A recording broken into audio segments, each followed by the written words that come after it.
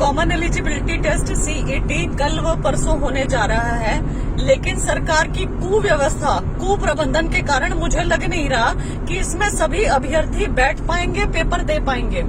पहली बात तो एडमिट कार्ड बहुत से अभ्यर्थियों के डाउनलोड नहीं हो रहे हैं। बहुत सारे अभ्यर्थियों ने फीस भर रखी है, फीस पे कर रखी है, लेकिन उनके एडमिट कार्ड डाउनलोड नहीं हो रहे हैं। उसके ऊपर कहा जा रहा है कि चेयरमैन साहब ने कहा है कि ऐसे जितने भी अभ्यर्थी हैं उनका 7 तारीख को एग्जाम लिया जा सकता है। मैं चेयरमैन साहब से पूछना चाहती हूँ कि 7 तारीख को आप अलग से ऐसा क्या कर देंगे जो आज 3 या 4 तारीख को नहीं हो पाया।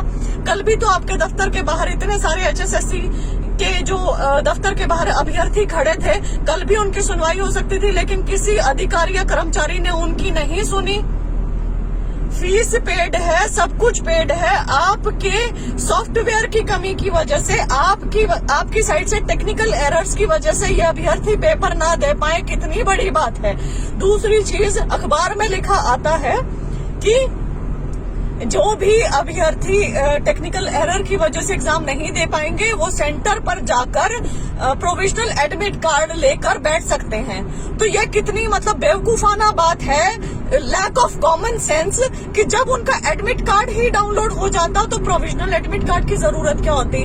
और जब उनको पता ही नहीं कहीं से भी कि उनका सेंटर कौन सा है, क्योंकि एडमिट कार्ड तो डाउनलोड हो ही नहीं रहा है, तो कौन से सेंटर पर जाकर वो प्रोविजनल एडमिट कार्ड निकलवाए, ये हमें बता दे सरकार, ये हमें बता दे एचएसएससी।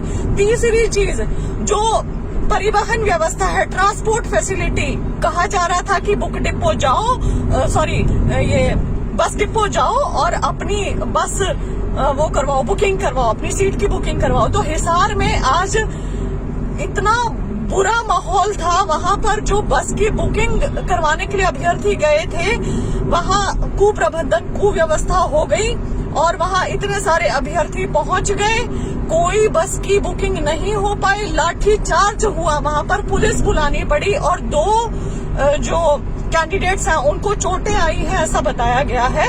और वहां पर first come first serve basis कर दिया है, मतलब कि जो कल पहले आएगा उसको बस की सीट मिल जाएगी, उसको तो बस पहुंचा देगी उसके गंतव्य तक, जो नहीं आ पाएगा उसका क्या होगा। तो ऐसे में कैसे ये अभ्यर्थी पहुंचेंगे, कैसे अपने स्थान पर जाकर सीईटी का एग्जाम लिख पाएंगे, और कैसे महिला कैंडिडेट्स हैं वो जा पाएंगी। महिला कैंडिडेट्स का क्या होगा। आपका ना एग्जामिनेशन का आखिरी मोमेंट तक पता चला कि कब करवा रहे हो, ऑफिशियल नोटिफिकेशन आपका इतनी लेट आता है, उसके बाद एडमिट कार्ड आपसे जारी नहीं हो पा रहे हैं ढंग से, किसी के 2 हो रहे हैं, किसी के 3 हो रहे हैं, इतनी उसमें गलतियां हैं, किसी की फीस पे नहीं है उसका आप करवा पा रहे हो, जिसकी फीस पेड है उसको आप नहीं करवा पा रहे हो, उसके बाद ट्रांसपोर्ट फैसिलिटी नहीं है आपके पास, बच्चों के ऊपर आप लाठीचार्ज करवाते हो, और कल का कोई भरोसा नहीं है कि ढंग से पहुंच भी पाएंगे कि नहीं पहुंच पाएंगे। क्या कर रहे हो आप? युवाओं का मानसिक शोषण, इसको कहते हैं एग्जाम लेना।